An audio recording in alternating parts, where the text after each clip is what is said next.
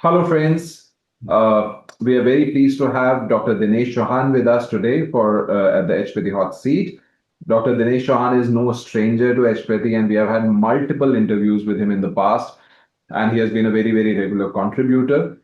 As a speaker and as teacher, also, Dr. Dinesh does not need any introduction. He is known across the world uh, as one of the leading teachers globally. He keeps teaching all across the world and has students all over the world.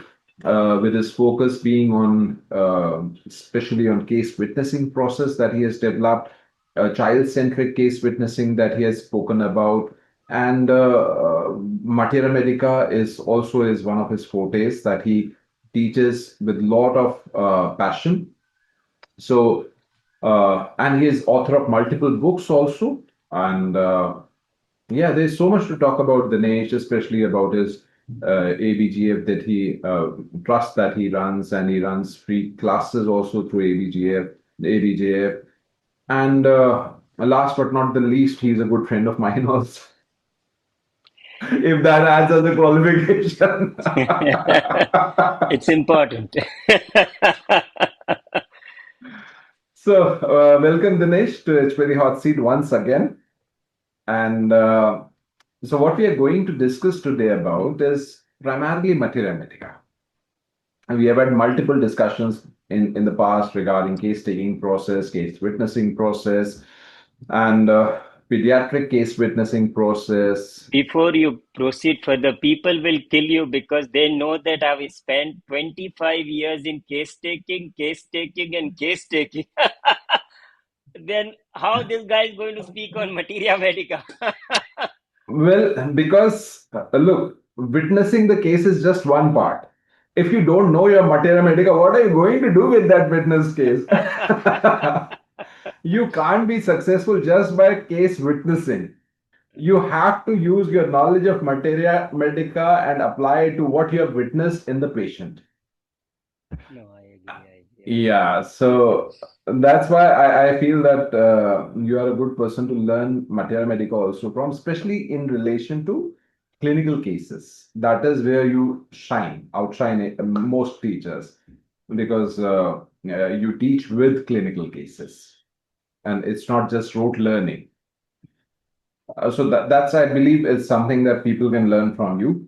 So my question, Dinesh, to you is, why is it so difficult to remember mathematics? I'm a person with very poor memory. Find it very difficult to remember. Like, I'll read a medicine and I'll feel like I've चार किताब से पढ़ लिया. I've read it from four books, five books. I made my notes, and I feel that I've absorbed, not just absorbed, I've absorbed all the everything in that remedy. I have all my rubrics ready, I have cases ready, and then after a couple of weeks, you ask me, I'll probably don't I won't remember anything about that remedy. And then we have got what thousands of remedies. So beyond large polycrest remedies and beyond broad patterns of remedies, I find it very difficult to remember materia medica. What is your experience when you have taught so many students across the world? Why is it so difficult to remember materia medica, and what can we do about it? I think this is the question I'm asking myself since 2000, 1999. I passed out and then I joined Homeopathic College, and that's where Dr. Shankaran offered me his book called An Insight into Plant, Volume 1 and 2, completely on plant remedies and families. And I spent around 2.5 years or 3 years daily from 8 in the morning to 11 in the night, except Sunday off because that day I used to take live quizzes for the students. Now, the problem with homeopathy is they know that 95% of us, what we do is what I call one-dimensional homeopathy. We are very good with one book, one person, one master, one system-oriented homeopathy. Let's say Phatak-oriented.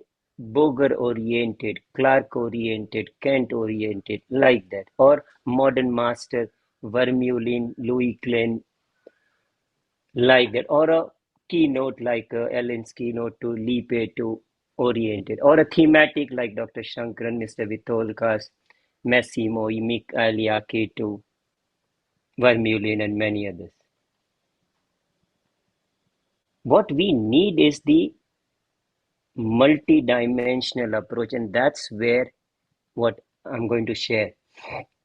This, if we can do, we will really be able to study remedy at a whole level. Understand a remedy not from a one book perspective, from a multiple perspective. I was saying that I started my journey. The problem what we were talking about is this, that one book, one person, one system, one method oriented. If it is, just 1 minute, yeah. It's either Hahnemannian or Boninghassen or Kantian or Mr. Vitholkas or sensation approach or a genetic approach. And since I'm speaking naturally, my approach has to be in the center, most important. This is one dimension. And we studied our materia medica or our repertory or pathology oriented or, organ affinity or miasm oriented or thematic oriented books, but one dimension, and we understood the remedy. But as I told you that I got a chance to write Dr. Shankaran's book, and he wrote a very nice thing in the book.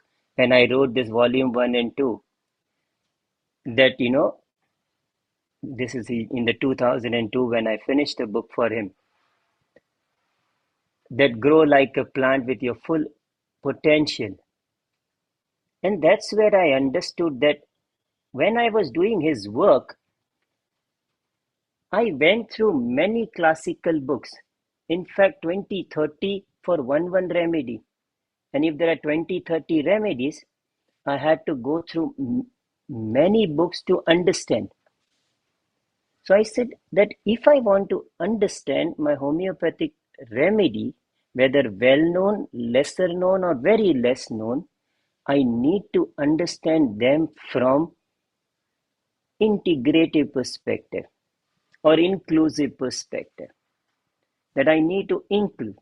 And I started understanding that remedy cannot be understood just at a particular level or a general level or a mental level. If I can see a thread running in one remedy, and that's what I started doing. I started, my favorite that time was Fatak and Boger, and I started reading what is running through and through in generalities, mental and particulars. And with the Boger, because there is a generalities, there is a modality and sphere of action. What is that which is constant? And same, I started doing it with the Kent and the Clark. It worked well. For many years, I understood remedy better. But it was still one book centric, one person centric. Still, I was reading just from a one book perspective. Gradually, I said I need to kind of have an approach which is inclusive and integrative. And if you see broadly all the books of homeopathic literature, especially Materia Medica, you can divide them into 7, 8 types, And I first started dividing them into 7 different types of books, homeopathic book. That we have Kantian type, we have Boger. Kantian means that those where the general, mind, and particular is there. Boger Boninghassen type where there is general, mental general, and physical general, or particular and generals are there. The keynote, their keynotes are there. Contemporary type with where modern masters have written and added something more to classical. Thematic books where the modern master has given the themes. And then a repertory type and the proving type, modern or the old proving. And then started checking what is that which is constant in 3 or more than 3 books. And then I started seeing a master, a kind of holistic key running. This was perfect. for me, that I've understood it not from a one book, but 7 different types of book like this. That you have Kantian, Boger-Bonnigosse, contemporary type, keynote type, repertory type, or proving type. I'm not going detail of that. But from each, I take one and then check what is coming up. It worked very well. But again, the question came up that I'm still stuck. This I called, inclusive holistic module. But I'm still stuck with the one system, that is homeopathy. And if I go wrong here, everything will go wrong. If somebody has gone wrong, the one master, and if everybody has just followed, not, it will go wrong. Most of these remedies are written either 150 years or 200 years back. So if I go wrong, and now in new research-wise, lot has happened. They found out the chemical of the remedy. They have done the new research of that chemical. We have alternative medicines which are speaking about it. We have mythology and history which is speaking about it. So I thought the natural classification of the remedy is becoming better and better. So I said, just reading from a 7 different perspective of homeopathy is just one system. I need many systems. That's where I said that we need a paradigm shift of moving from one dimension to multi-dimension. And that's where I made my, the 7 different dimensions where the remedy can be studied. For, of course, the exact classification. For example, arnica and echinacea, though look different, they belong to same group. Yeah, Sina and absinthinum, they look different, but they belong to same subgroup. In fact, they are from the same genus. So if we know that and put them together, that there is 172 remedies in homeopathy from arnica-like or a composite or asteraceae family. How much we know? 20, 30. In boric, we have around 100. So if exact classification I know, it'll be good. Then the natural characteristic, each substance has its natural characteristic. If that I know and matching with remedy or proving would be better. Then in last 100 years or especially 50 years, the chemical, the new research, for example, arnica, we all know acute, but the 10 paper presented on arnica, 8 of them says chronic inflammation and cancer. Approved research. So I have to think. And then when I read Materia Medica, all 7 different types, actually all the way in the center of Materia Medica, it's cancer or a cancer miasm all the way, which I missed it because of that, what we call confirmatory bias. So this 7 step, and then going from homeopathic, which I already spoke, then alternative science, what they are speaking about, our whole science came from, many of the remedy came from eclectic of that time, eclectic science. And now we have Bach flower, other essences. If we can, all the complementary alternative medicine, we can understand this substance well, it will complement us. And of course, the history and mythology. For example, we use podophyllum for what we call 7 P's, But podophyllum in history or mythology was used for the growth. That time cancer was not there. So from that study, the researchers, they understood why they are using for the growth. They checked the chemical podophyllin and they realized it is a great chemotherapeutic agent. And then it became one of the leading chemotherapeutic agent in the modern medicine. So will we look into it? Does our Materia Medica speak about it? In fact, in the center.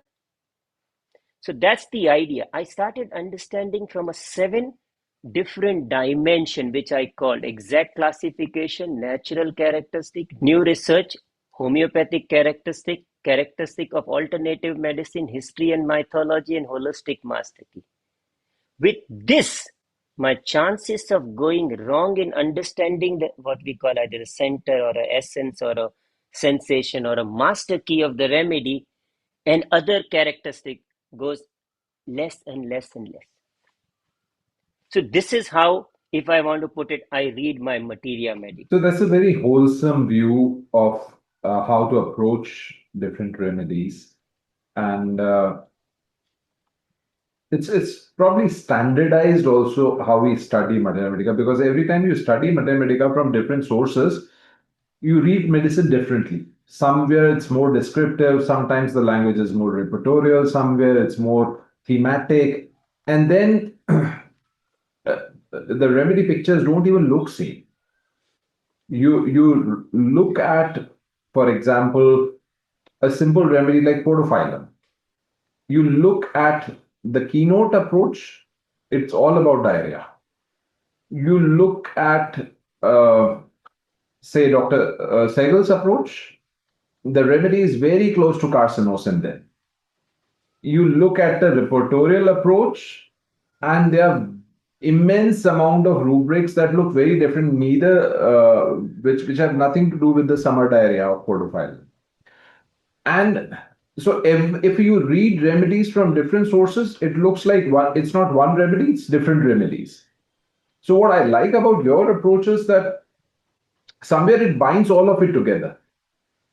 That you're looking at a remedy from different angles, from different aspects, and you still know what's in the center. Exactly.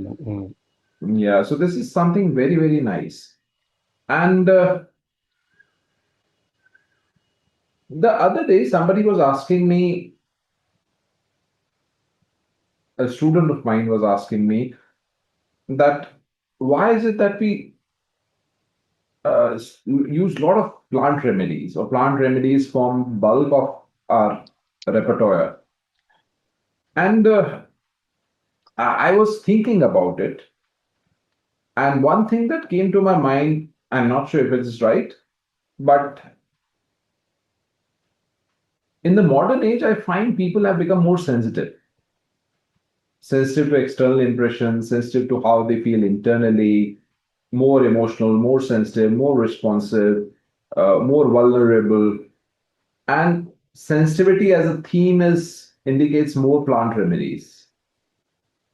So I was not sure, but I thought probably might be this is the reason that plant remedies come up so often in our prescriptions. We still, it's not that we don't use the mineral remedies or other remedies, animal remedies.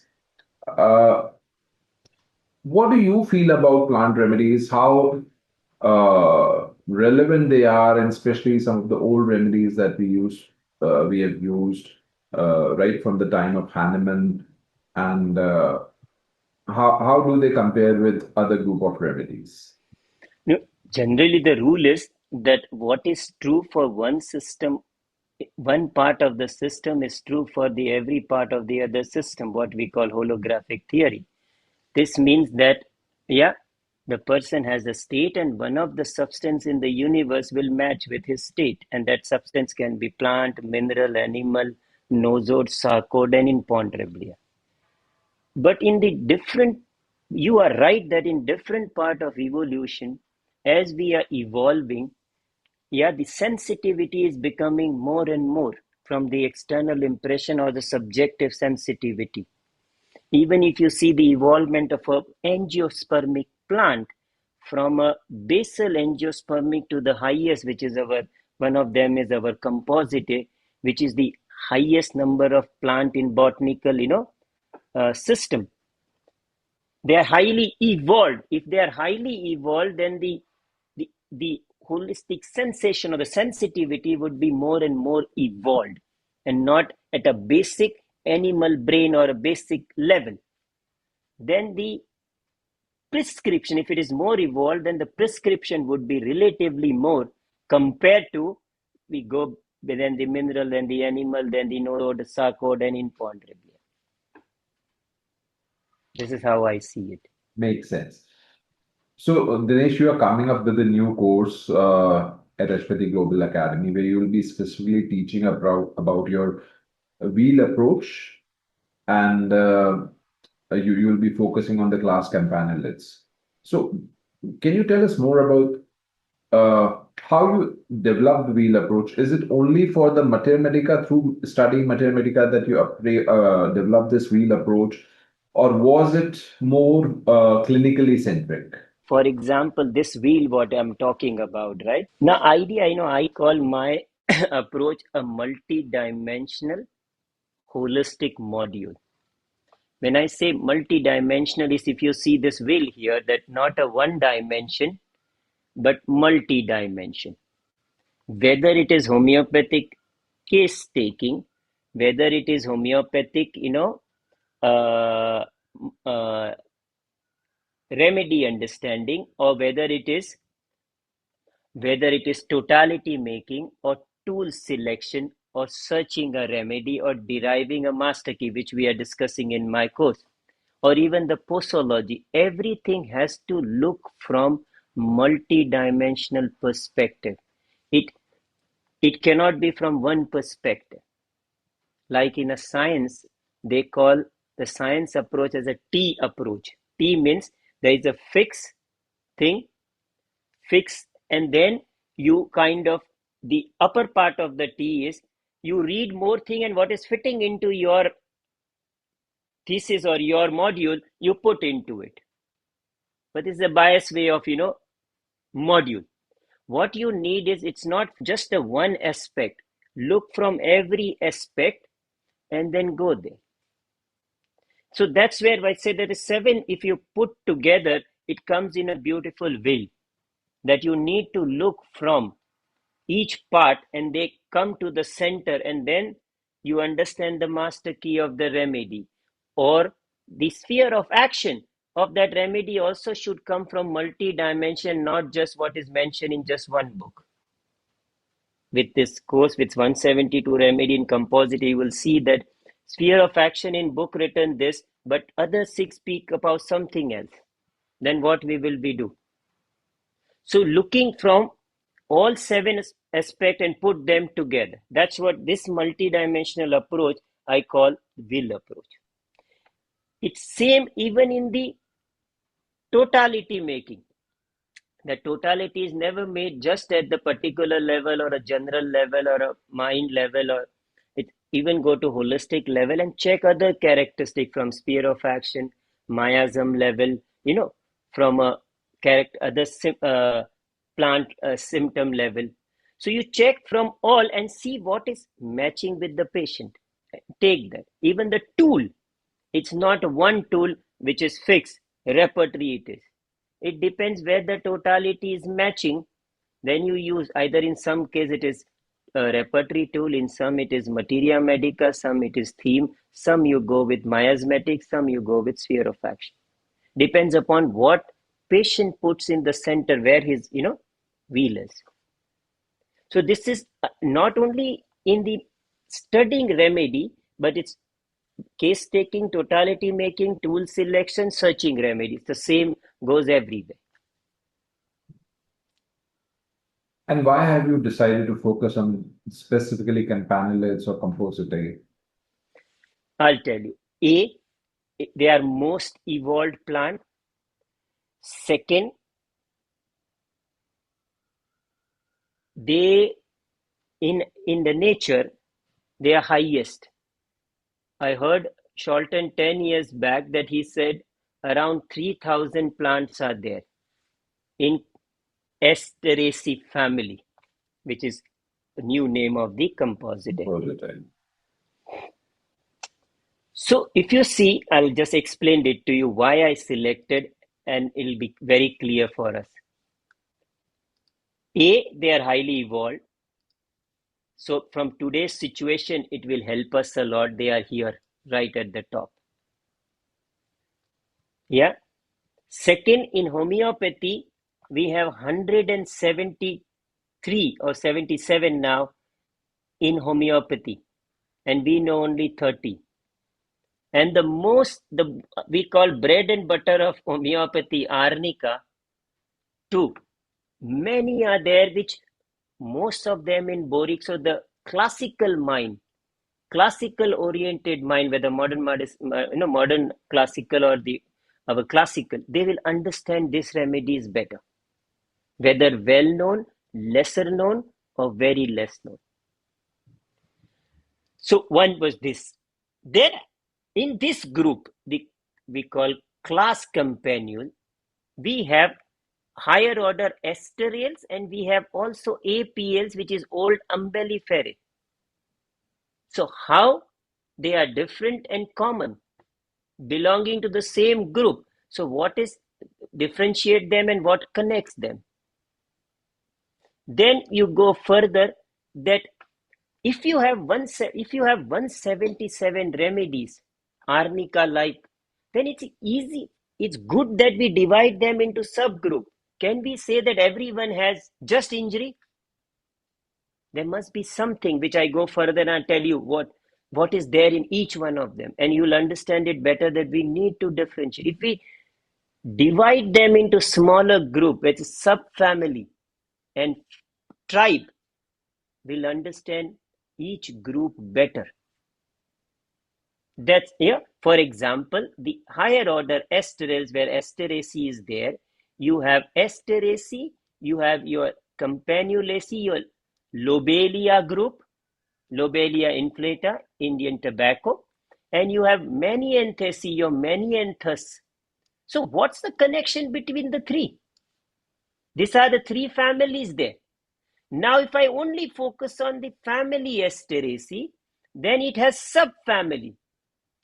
So I'll go there later, that it has subfamily Asteroideae, where most of your common remedies like arnica, they are all here.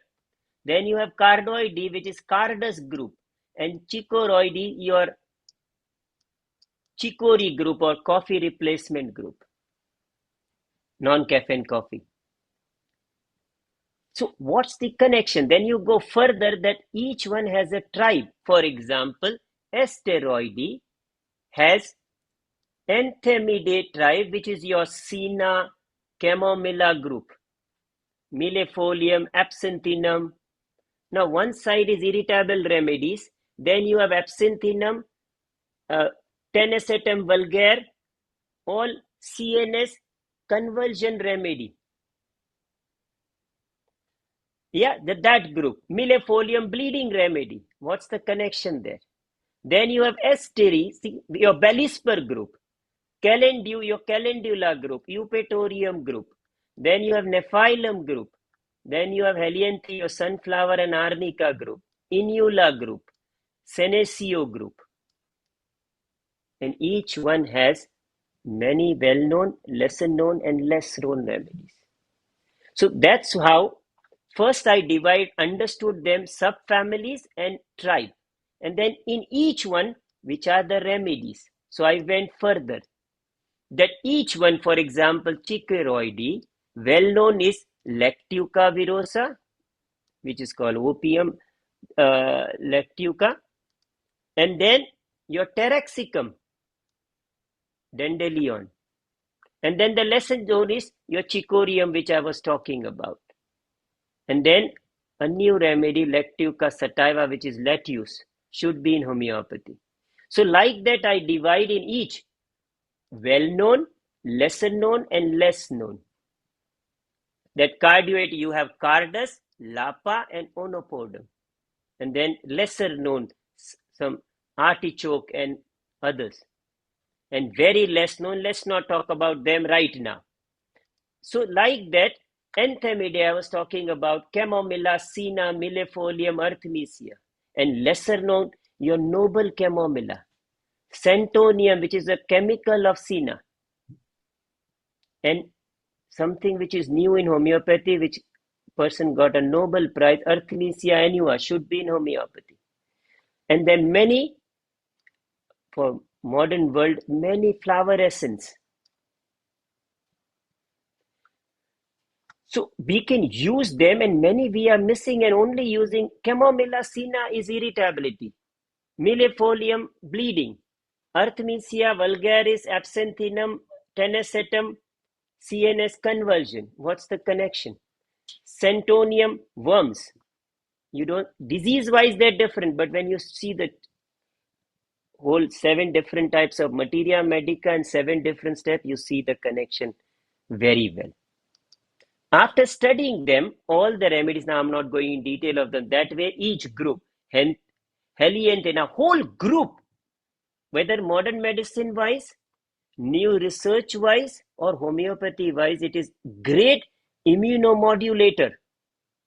The highest amount of autoimmune disorder is this group, from influenza to highest. And this group has many lesser known which we never use, but many of them are in boric. Example, xanthium, Wythia. Wythia, of course, we know for influenza and sore throat, like Argentum nitricum, speaker's throat.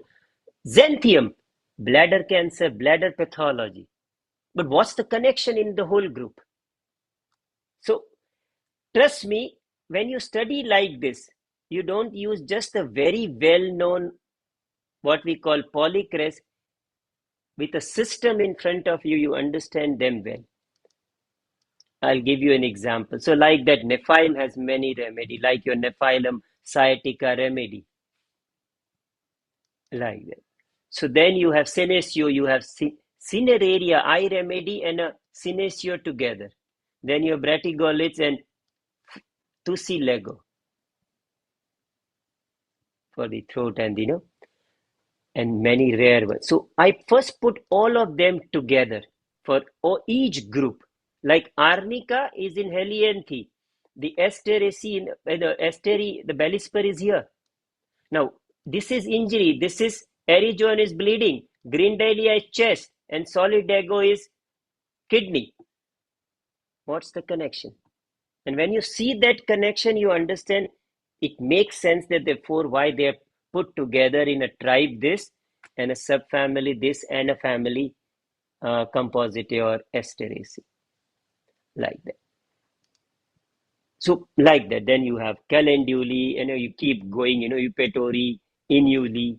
Like this inula, it is called actually probiotic of homeopathy, but we don't know.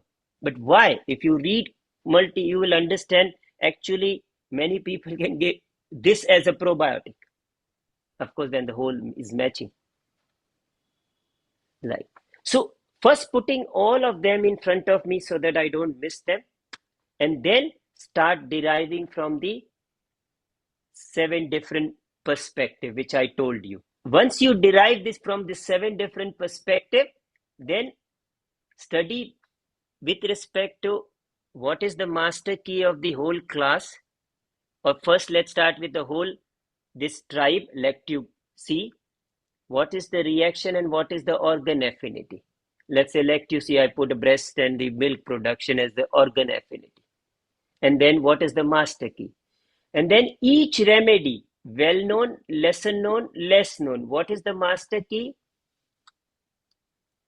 Organ affinity, 3 main symptoms which run in many areas, and miasm. So that you look from all perspective and put there.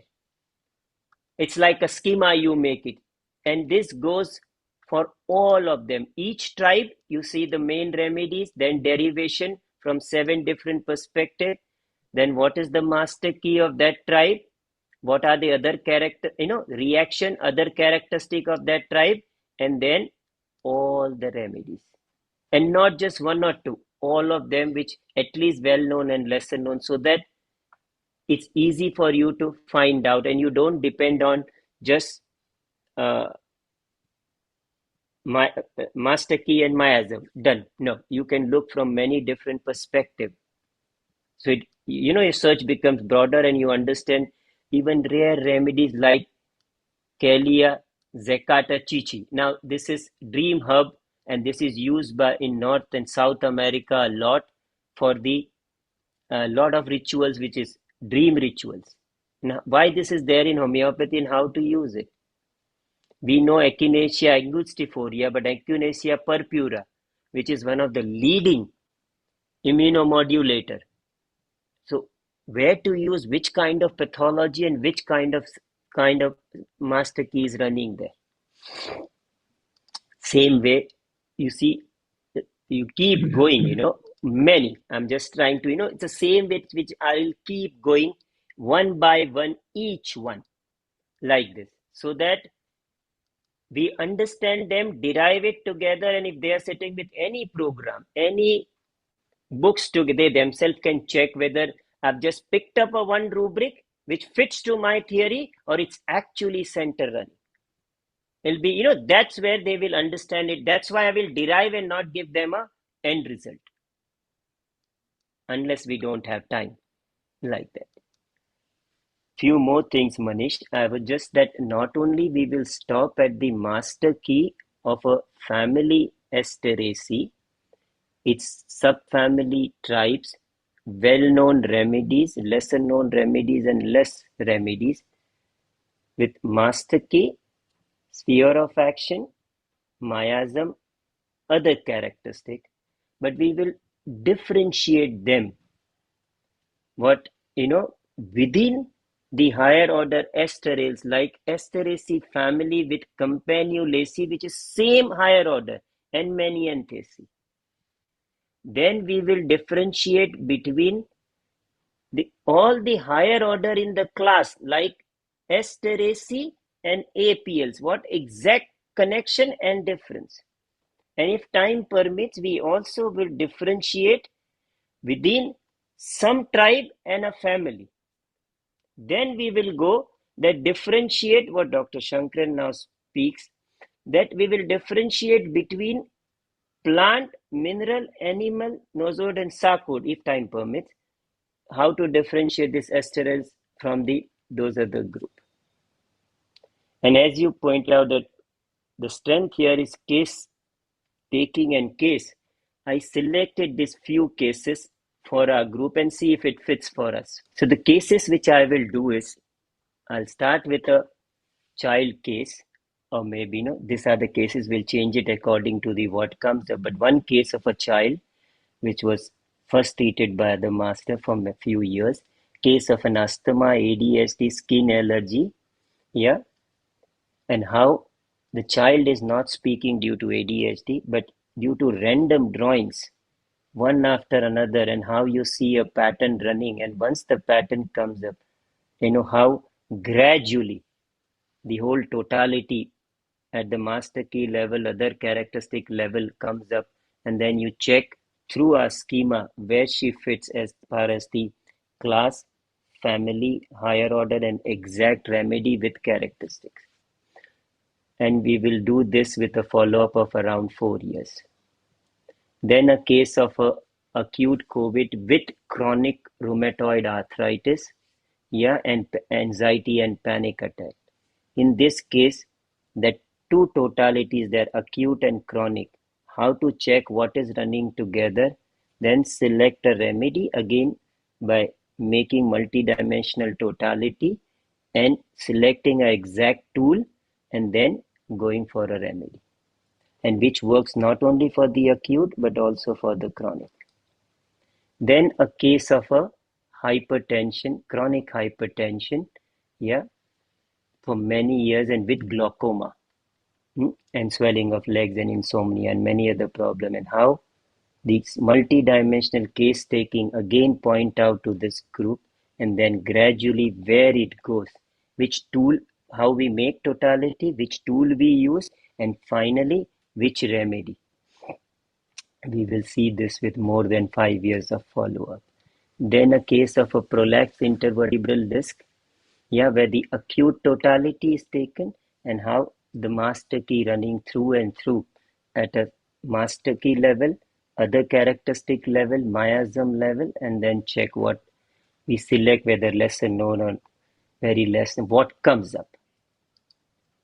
Then a case of a ductal, breast carcinoma, again, not responding to chemotherapy with this homeopathic, interview, multi-dimensional interview, how with exact totality making and what comes up.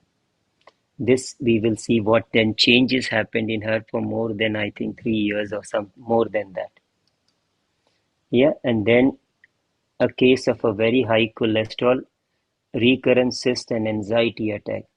A case who is completely at the logical level, but through the case taking multidimension module, a totality comes where the disease and the center exactly match at the center, and then select that remedy where both are in the center. Yeah, if time permits, I don't know whether we'll have time, but acute emotional trauma, yeah, and what comes up. A case of a young teenager with a hockey player, shoulder dislocation multiple times, career is at stake, and with a same this standard and artistic multi-dimensional question, we see what comes up and what happened to her for, and we'll see for 2 years of follow-up like that. Yeah, and time permit this young child with teenager with a thalamic hemorrhage, and then we'll see what happened to. Yeah, so I think the cases from a different age, different pathology, from acute to deep pathology, from a different system I've selected, so that any remedies which are well known, lesser known, very less known, or maybe new in homeopathy. So that that confidence comes in us, that system is there, and if we go systematic, it makes sense to us. Thank you. Thank you so much, Dinesh. This looks very, very exciting. The range of cases that you are going to present, I'm sure they are going to uh, simplify That's simplify our understanding of these wonderful group of remedies. And I really look forward to learning, seeing these cases and remembering, learning from them, because for me, it's easiest to remember remedies if I see cases. That's the reason why I selected this, different areas so that people don't go, oh, it's only emotional cases or only children cases or only one pathology. So idea is different age, different situation, different pathology, and remedy from different group. Some they say, okay, arnica can we think of just even the materia. Then the system, if you place, how exactly you put there. So that's why I thought this will be important for the viewers who are seeing, the cases. Absolutely. That's a As it, very, very holistic way to approach a remedy. And it looks like an amazing way. It's a pretty structured way. And I can't wait to study Campanuliids and Compositate through this approach. It'll not just help us to remember these remedies, but to understand them so that we don't need to remember them.